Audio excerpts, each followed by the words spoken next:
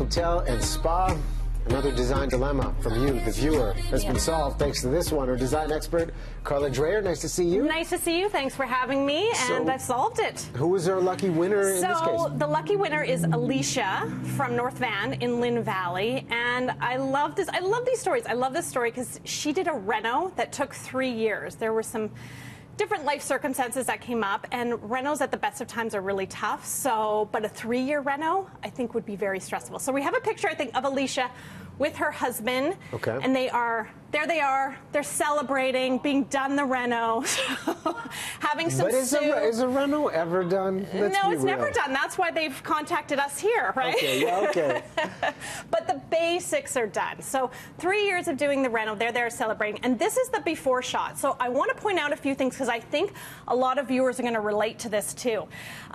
So they've got a beautiful, open, beautiful job they've done, but there's some things that we need to address, like the TV in the corner, but I can see that breakfast television is on there in the corner, so good call. Good taste, yeah. Good taste by Alicia and family. We want to address the curtains. They're a little short, I have to say. We're going to address the rug size and the furniture, because what happens is you make so many decisions in a reno, and then you just don't want to make any more decisions, and so I've made them for her. Okay. Yeah.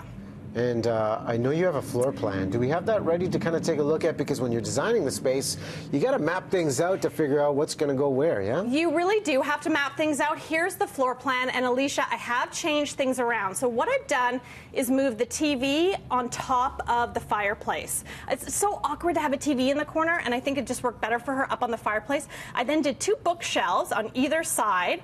I want her to do floor-to-ceiling curtains. So I want her to hang the curtains in between the window and the crown molding. I want her to do a large rug. Like she said, I've got a rug in there, but I'm not sure. I want her to do big, like 8 by 10, maybe 9 by 12.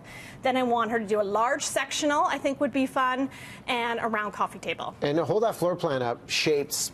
Going with a circular table. If you go with a square, is that just too similar to the other people? Yeah, you want to break things up. I like the circular table, especially with a sectional, because it just adds flow to the area. I mean, she could do, if she's not into a sectional, she could do a couch and 2 chairs, and that would totally work. But I think that people forget to map out how the space is going to flow, and then they go buy things that just completely don't work. Okay, well, you have some ideas of how to fill the space. Right, so we've done floor plan furnishings, and this is the finishing part. So she's got her gift card to HomeSense, so I've picked out what I think that she should get to finish off her place. Okay.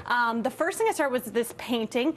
She had painted yellow, so I went off those warm tones that she had, and I thought this was a beautiful piece to kind of pull from and pull that color palette. And a tip on that, usually paint after you've picked your decor. People always paint before, but if you can, paint after. She did before, she had yellow, so we're working with that. Okay. And this is a little sort of fall decor. I thought with fall being here, this would be a good inspiration for people to show how you can bring fall into your home, particularly, you know, what Alicia could do. So after the painting, I went to the textile section, and these are like every trend in one here. So we've got velvet, we've got those rust colors, we've got the burgundies, we've got the mustards, and the geometric prints. So I think these would be awesome in her place and really go with that color palette. I've got a huge rug here. I love this rug. It's got a really cool kind of washed out pattern to it.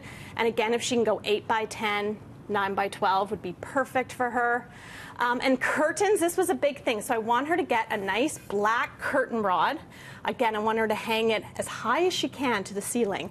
And then I found some beautiful linen curtains for her. And make sure they go all the way down to the floor. Okay. And that would be really nice. Just a couple seconds left. Table toppers, what do you like to put on? Yeah, these is just like some ideas for Alicia, but other people too. It's like bringing fall into your home. Bring wood, bring texture, get some, you know, go to your local grocery store and get some flowers or eucalyptus. Like it's those small details. So setting this on your coffee table, this by her fireplace, this in her future bookshelf, and lighting.